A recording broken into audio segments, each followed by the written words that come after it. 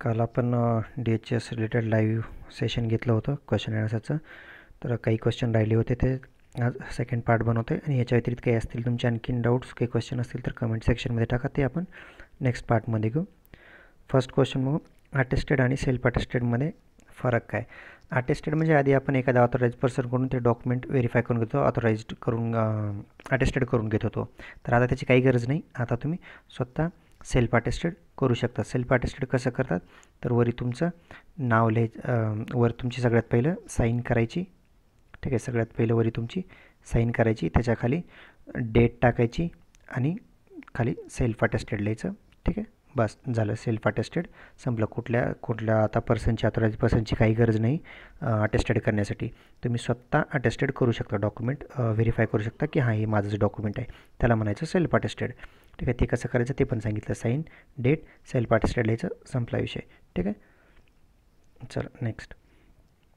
Sir pressure बॅचची degree आली आहे, document व्हेरिफिकेशनमध्ये problem येईल का? आली नाही. ठीक आहे, आली नाही, ला प्रॉब्लेम येईल का? डिग्रीचा काय एवढा विषय नाही. मेन काय असतं, रजिस्ट्रेशन. ठीक आहे, रजिस्ट्रेशन पाहिजे तुमचं, रजिस्ट्रेशन आणि पासिंग पाहिजे, ते महत्त्वाचं आहे. तर आता रजिस्ट्रेशन रिलेटेड आणि पासिंग रिलेटेड पण पुढे क्वेश्चन आहे आणि त्याचं मी तुम्हाला विथ प्रूफ पण दाखवतो ते काय चेंजेस झालेले आहे. ठीक आहे, डिग्रीचं एवढं काही नाही, मेन पासिंग आणि रजिस्ट्रेशन पाहिजे. ठीक आहे, चला नेक्स्ट. सर जो कोण गव्हर्नमेंटमधून फॉर्म भरला आहे काय करायचं? मी काल पण सांगितलं होतं लाईव्हमध्ये. तर तुम्हाला एकदा निवेदन द्या तुम्ही डायरेक्टरला, आपले जे आरोग्य संचालक आहेत त्यांना निवेदन द्या की असं असं आमच्याकडून मिस्टेक झालेली आहे, तर आमचा प्रायव्हेट कोट्यातून विचार करण्यात यावा. ठीक आहे, आणि त्याच्या रिलेटेड काही कॅन्डिडेट्सनी भरपूर ज्यांच्याकडून चुका झालेल्या आहेत, खूप सारे कॅन्डिडेट ज्यांच्याकडून चुका झालेल्या आहेत, तर हे करा. व्हॉट्सअपला मी ग्रुपमध्ये डिस्क्रिप्शनमध्ये लिंक देईन, ग्रुप जॉईन करा. त्याच्यामध्ये मी टाकेन लिंक. काही कॅन्डिडेट्सनी ऑलरेडी ग्रुप बनवलेला आहे, त्यांच्यासोबत तुम्ही जॉईन व्हा. सगळ्यांनी मिळून एक निवेदन द्या डायरेक्टरला. त्याच्यानंतर आपले जे हेल्थ मिनिस्टर आहेत त्यांना आणि आपले मिनिस्टर, आरोग्यमंत्री असतील, आपले मंत्री असतील, त्यांना एकदा भेटून ते त्यांच्या कानावर घाला गोष्ट.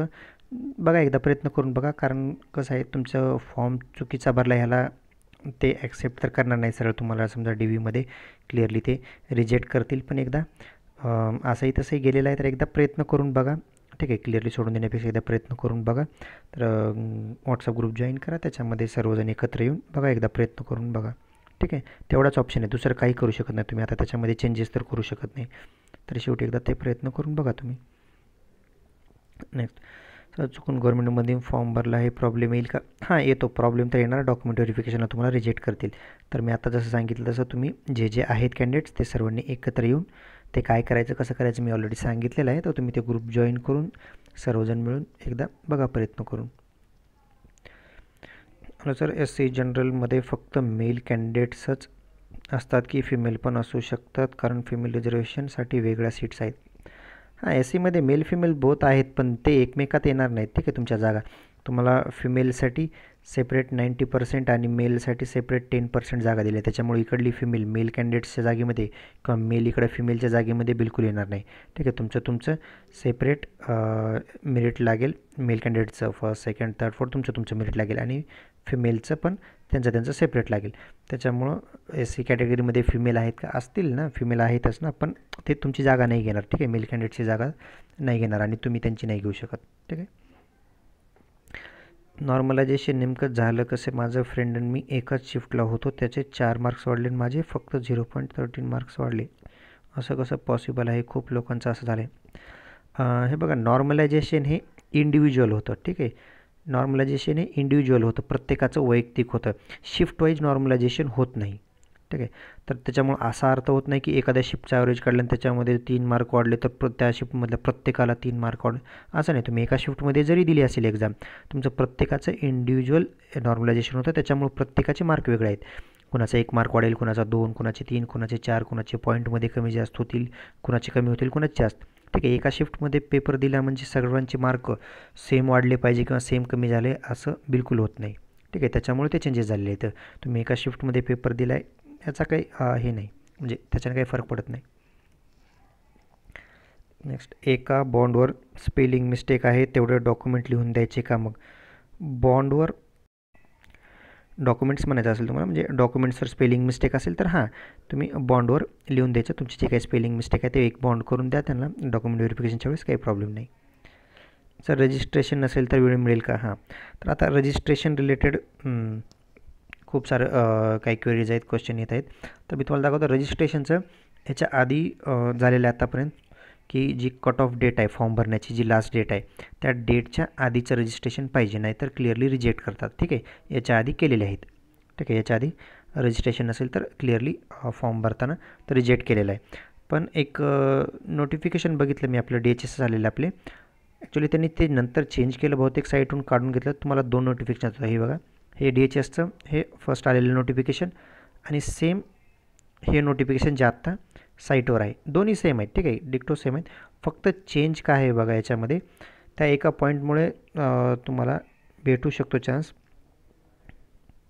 2.4 पॉईंट आहे तो बघा. हां, ह्या 2.4मध्ये रजिस्ट्रेशन रिलेटेड जी सूचना दिलेली आहे, वैद्यकीय शिक्षण, द्रव्य अधिवेशन, ठीक आहे, ते GR वगैरे जातं ते 2016 शासन निर्णय अधिनियममधील तरतुदी, हां रजिस्ट्रेशन पाहिजे. ठीक आहे, हे कॉमन आहे. ठीक आहे, 4था मजला सेंट जोजावर पॅरामेडिकल फोर्ट मुंबई परिषदेकडे नोंदणी करणे अनिवार्य आहे. ठीक आहे, नोंदणी करणे कंपल्सरी आहे इथपर्यंत. ठीक आहे, पुढे बघा, अन्य पदासाठी आवश्यकतेनुसार, म्हणजे जे पद आहे त्याच्यात, नर्सिंग असेल तर नर्सिंग काउन्सिल, फार्मसी असेल तर फार्मसी काउन्सिल, डेंटल असेल तर डेंटल काउन्सिल, अन्य काउन्सिलकडे, अन्य म्हणजे अजून कुठले असेल तर त्याचे म्हणजे प्रत्येकाची आपापली रजिस्ट्रेशन नोंदणी झालेली पाहिजे आपापल्या काउन्सिलकडे. ठीक आहे, आवश्यक राहील इथपर्यंतच पॉईंट आहे, इथून पुढे काहीच नाही. हे नोटिफिकेशन आधी आलं होतं, त्याच्यानंतर मी आत्ता परत साईटहून डाउनलोड केलं, कारण मला 2 वेगळे नोटिफिकेशन दिसले. तर आत्ता मी जे साईटहून डाउनलोड केलेलं नोटिफिकेशन आहे ते हे वाला बघा, सर्व सेम आहे, फक्त त्याच्यामध्ये एक पॉईंट आहे. हे बघा, 2.4मध्ये आवश्यक राहीलच्या पुढे फर्स्ट PDF तुम्ही बघितलं असेल, आवश्यक राहील इतकंच होतं. आता ह्याच्यामध्ये पुढे बघा काय पॉईंट आहे, जर उमेदवाराचे पॅरामेडिकल काउन्सिल, ठीक आहे, किंवा नर्सिंग काउन्सिल, नर्सिंगसाठी, फार्मसीसाठी फार्मसी काउन्सिल, डेंटल काउन्सिल, जे कोणते काउन्सिल असेल, ठीक आहे, नोंदणी प्रमाणपत्र नसल्यास त्याचे नियुक्तीपासून 6 महिन्यात सदर प्रमाणपत्र सादर करणे बंधनकारक राहील. तर इथं क्लिअरली त्यांनी दिले की 6 महिन्यामध्ये तुम्हाला देणं बंधनकारक राहील, तर त्याच्यामुळे तुम्हाला चान्स मिळू शकतो. आणि आत्ता हे साईटवर हेच नोटिफिकेशन आहे, तर त्याच्यामुळे तुम्ही याचा बेस घेऊन तुम्हाला चान्स मिळेल. कारण 2 नोटिफिकेशन आहेत, हे बघा ह्याच्यामध्ये ते पॉईंटच नाही आहे तिथून पुढला. ठीक आहे, त्याच्यामुळं मी परत एकदा डाउनलोड करून बघितलं तर आता साईटवर हे आहे, त्याच्यावर हे क्लिअरली मेन्शन केलेलं आहे, त्याच्यामुळं ठीक आहे तुम्हाला चान्स मिळेल. ठीक आहे, आत्तापर्यंत रिक्लिअरली रिजेक्टच करत होते रजिस्ट्रेशन नसेल तर, पण तसं त्यांनी जर आता नोटिफिकेशनमध्ये टाकला आहे पॉईंट तर तुम्हाला त्याचा बेनिफिट होईल. चला नेक्स्ट, सर स्पेलिंग मिस्टेक आहे डॉक्युमेंटवर बॉन्ड करून दिला तर चालेल का? हो चालेल. ठीक आहे, डॉक्युमेंटवर तुमचे स्पेलिंग मिस्टेक असेल तर बॉन्ड करून द्या. डिव्हिजन वाईज बदली होते का? सर प्लीज रिप्लाय द्या. हां, डिव्हिजन म्हणजे जर तुम्हाला मंडळ बदली, आंतरमंडळ बदली करायची आहे, ठीक आहे, मंडळ जर चेंज करायचे, मंडळ किंवा तेच ज्याला आपण डिव्हिजन म्हणतो, तेच विभाग आणि तेच सर्कल, ठीक आहे, या तीन चारीचा अर्थ एकच आहे. ठीक आहे, तर DHSमध्ये त्याला मंडळ म्हणतात. तर आंतरमंडळ बदली जर करायची आहे तुम्हाला, जर डिव्हिजन चेंज करायचे तर तुम्ही जॉईन झाल्या आत्ता नाही करू शकत. मिनिमम 3 इयर तुमची सर्व्हिस झाली पाहिजे. एमर्जन्सी रिजन असेल तर, नाहीतर 5 इयर्स मिनिमम, 3 to 5 इयर्स ज्यावेळेस तुमची सर्व्हिस होईल त्यावेळेस तुम्ही एलिजिबल होतात डिव्हिजन चेंज करण्यासाठी. पण तुम्ही जर म्हणत असाल की मी आत्ता जॉईन झाल्या मी डिव्हिजन चेंज करून पाहिजे, मी पुणे डिव्हिजनमध्ये आहे, मला नागपूर डिव्हिजनमध्ये जायचं आहे, तर तसं बिलकुल नाही होणार. तुम्हाला डिव्हिजन लगेच चेंज नाही करता येत. हां, नंतर करू शकता तुम्ही, पण सध्या नाही. त्याचा लॉस हा आहे की फक्त तुमची सिनियरिटी जाईल, सिनियरिटी जाते डिव्हिजन चेंज केल्यास. ठीक आहे, 0 सिनियरिटी होते. चला पुढलं, सर ओपनसाठी कोणते डॉक्युमेंट्स लागतील? मी ऑलरेडी डॉक्युमेंट व्हेरीफायचा एक व्हिडिओ बनवलेला आहे, तो एकदा बघून घ्या. तरी एकदा कॉमन सांगतो, तुमचा ओपनसाठी जास्त काहीच लागणार नाही, फक्त तुमची एज्युकेशन क्वालिफिकेशन, ठीक आहे, तुमची TC, बर्थ सर्टिफिकेट, ठीक आहे, डेट ऑफ बर्थ, ह्याच्यासाठी बर्थ प्रूफसाठी TC सनद जे असेल ते. त्याच्यानंतर तुमचे education qualification 10th 12th, JNM असेल, BSc असेल, तुमचे एज्युकेशनचे document, first year, second year, third year, fourth year. ठीक आहे, त्याच्यानंतर तुमचं रजिस्ट्रेशन रिन्युअल, तुमचं नॅशनॅलिटी, ठीक आहे, डोमिसाईल ते लागेल. त्याच्यानंतर कॉलेजचा अटेम्प्ट वगैरे, बस एवढंच लागतील. तुमचे एज्युकेशन क्वालिफिकेशन डॉक्युमेंट लागतील फक्त, बस ओपनसाठी. ठीक आहे, कॅटेगरीसाठी तुमचं कास्ट सर्टिफिकेट, कॅटेगरीवाल्यासाठी कास्ट सर्टिफिकेट, कास्ट व्हॅलिडिटी, ठीक आहे. जर व्हॅलिडिटी असेल ठीक, नसेल तर काही प्रॉब्लेम नाही, नंतर पण देऊ शकता, ठीक आहे. आणि जर कास्टला तुमच्या नॉन क्रिमिनल असेल तर नॉन क्रिमिनल हे लागेल कॅटेगरीवाल्यांसाठी. आणि स्पेशल रिझर्वेशन असतील, स्पोर्ट प्रोजेक्ट अफेक्टेड, तर त्यांच्या रिझर्वेशनचं सर्टिफिकेट. तर एकदा डिटेलमध्ये डॉक्युमेंट व्हेरीफायचा एक व्हिडिओ बनवलेला आहे मी, तो एकदा बघून घ्या. Next sir, below 90 score eligible नाहीत का? नाही, 90च्या बिलो क्लिअरली नॉट इलिजिबल आहेत, ठीक आहे. आणि याच्या रिलेटेड हे पण येत होतं की एलिजिबिलिटी क्रायटेरिया खाली येईल का, की जास्त कॅन्डिडेट पास नाही येणार, 90लाच क्लोज होईल, ठीक आहे. जागा कन्वर्ट होतील, वॅकंट राहतील, ते जे काही डिसिजन असेल त्यांचं पुढलं, पण 90 बिलो नाही येणार. सर, नॉन क्रिमिनल सर्टिफिकेट कोणत्या कॅटेगरीला रिक्वायर असतं?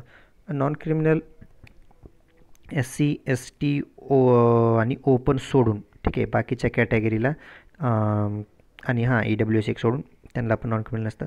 बाकी असतं कुणाकुणाला VJला असतं, त्याच्यानंतर OBC, त्याच्यानंतर NTच्या सर्व आले, NT BCD तिन्ही पण, ठीक आहे. तर एवढ्यांना नॉन क्रिमिनल लागतं, बाकी नॉन क्रिमिनल लागत नाही कोणाला. SC ST ओपन आणि EWS यांना नाही लागत. एक सर, फॉर्म अपलोड करताना नॉन क्रिमिनलची व्हॅलिडिटी संपली होती, सध्या नवीन नॉन क्रिमिनल काढलं आहे, पण डॉक्युमेंट व्हेरिफिकेशनसाठी रिजेक्ट होईल का? आता आपण DMRच्या वेळेस बघितलं की DMRवाल्यांनी चालू वित्तीय वर्षातलं ते ॲक्सेप्ट केलं आहे. तर ऑब्वियसली तुम्हाला DHSला पण आता त्यांनी केलं म्हणजे त्याचा रेफरन्स घेऊन करू शकता. पण तरी पण मी एकदा तुम्हाला याच्यामध्ये दाखवतो, त्यांनी ते पण ॲड केलेलं आहे ऑलरेडी नोटिफिकेशनमध्ये. आता जे फायनलवालं नोटिफिकेशन म्हणलं तुम्हाला, ज्याच्यामध्ये मला जो चेंज सापडला सेम त्याच नोटिफिकेशनमध्ये बघू आपण. आता जे साईटवर आहे ते हे बघा, ह्याच्यामध्ये 3.2 पॉईंट बघा, त्याच्यामध्ये हे तर मग मागास बहुजन, ठीक आहे, GR नंबर वगैरे उत्पन्न प्रगत गटात मोडत नसल्याचे म्हणजे नॉन क्रिमिनल. पडताळणी करण्यासाठी उमेदवाराची त्या वित्तीय वर्षातील नॉन क्रिमिनल प्रमाणपत्र गृहीत धरण्यात येईल. म्हणजे तुमचं चालू वर्षातलं असेल तर गृहीत धरण्यात येईल, काही प्रॉब्लेम नाही, तुम्ही नंतर जरी काढलेलं असेल तरी चालेल, ठीक आहे. चला नेक्स्ट. सर, MSIT सर्टिफिकेट नसेल तर काय करायला लागेल? काय नाही, तुम्ही 2 वर्ष वेळ असतो, 2 वर्षामध्ये तुम्ही कधीही काढून देऊ शकता, त्याच्यासाठी तुम्हाला वेळ मिळेल जॉईनिंग नंतर, काही प्रॉब्लेम नाही. सर, माझं ऑल डॉक्युमेंट्स पप्पाचं नेम आहे, पण आधार कार्डवर मिस्टर आहे, काही प्रॉब्लेम येणार का? काही प्रॉब्लेम येत नाही, आधार कार्ड कोणी बघत नाही, ठीक आहे. आधार कार्ड जस्ट फक्त एक ID प्रूफ आहे, तिथं तुमचं डॉक्युमेंट्सवर काय नाव आहे, आधार कार्डवर नाव काय कोणी बघणार नाही. मेन काय बघतील फक्त डॉक्युमेंट्सवर, आणि डॉक्युमेंट्सवर ऑब्वियसली तुमच्या फादरचंच नेम असणार आहे, काही प्रॉब्लेम येणार नाही, त्या आधार कार्डच्या नेमचा काही प्रश्न नाही. सर, आधार कार्ड ॲड्रेस न्यू अपडेट केलं नाही, रिसेंट ॲड्रेस प्रूफसाठी लाईट बिल दाखवू का? हे बघा, मी आता सांगितलं आधार कार्डचा काहीच प्रॉब्लेम नाही, तुम्हाला ते आधार कार्ड कोणी विचारणार नाही, त्याच्यावर तुमचा ॲड्रेस काय काही प्रश्न नाही. तुम्ही तिथं जो ॲड्रेस हाताने भरून देताल, फॉर्मवर लिहिताल, तो तुमचा ॲड्रेस आधार कार्डवर आहे का, तोच ॲड्रेस अपडेट केले का, त्याचा काही संबंध नाही, ठीक आहे, त्याचा काही प्रॉब्लेम येणार नाही. सर, रजिस्ट्रेशनसाठी 6 मंथ दिले, हे कन्फर्म आहे का, की काही प्रॉब्लेम येईल? माझ्याकडे सध्या नाही. आत्ता मी तुम्हाला नोटिफिकेशन दाखवलं साईटवर असलेलं, हे बघा, ह्याच्यामध्ये तर तसं मेन्शन आहे इथं, ठीक आहे. आता डॉक्युमेंट व्हेरिफिकेशनच्या वेळेस बघू, क्लिअरली तसं तर मेन्शन आहे तिथं. चल next. Document already submitted in DMR, आता DHS डॉक्युमेंट व्हेरिफिकेशनसाठी काही करू शकतो? ॲक्च्युली डॉक्युमेंट ठेवून घेत नाही तर, कुठंच ठेवून घेत नाही तर, पण आता काही ठिकाणी मला समजलं की DMRमध्ये काही ठिकाणी डॉक्युमेंट त्यांनी ठेवून घेतले, ठीक आहे. हे चुकीचं आहे, असं डॉक्युमेंट कधीच कोणी ठेवून घेऊ शकत नाही ओरिजिनल. हां, तुम्हाला चेक करायचे, तुम्ही क्रॉस चेक करून व्हेरीफाय करून लगेच ऑन द स्पॉट तुम्ही रिटर्न द्यायला पाहिजे, असं ठेवून बिलकुल नाही घेत आहेत, ठीक आहे. आता काही ठिकाणी घेतले ठेवून, ठीक आहे, चला असेल त्यांनी व्हेरीफायसाठी ठेवून घेतले असतील, काही प्रॉब्लेम नाही. तर तुम्हाला पाहिजे तुम्ही त्याला विनंती करा, मला असं ह्याच्यासाठी DHSमध्ये पण माझं सिलेक्शन होत आहे, मला DVसाठी पाहिजे डॉक्युमेंट, तर माझे डॉक्युमेंट मला परत द्या, किंवा एखादा ॲप्लिकेशन मागेल तर ॲप्लिकेशन द्या त्यांना, कारण त्यांना काही गरज नाही, ते काही डॉक्युमेंट ठेवून घेणार नाहीत तुमचे, जस्ट व्हेरीफायसाठी पाहिजे असतात त्यांना, ठीक आहे. झाले असले व्हेरीफाय करून बघणं झाले असतील त्यांची, तर डॉक्युमेंट द्या म्हणा मला, ते डॉक्युमेंट्स घ्या, काही प्रॉब्लेम नाही, ठीक आहे. DMR काय तुमचे डॉक्युमेंट कायमचे नाही ठेवून घेणार.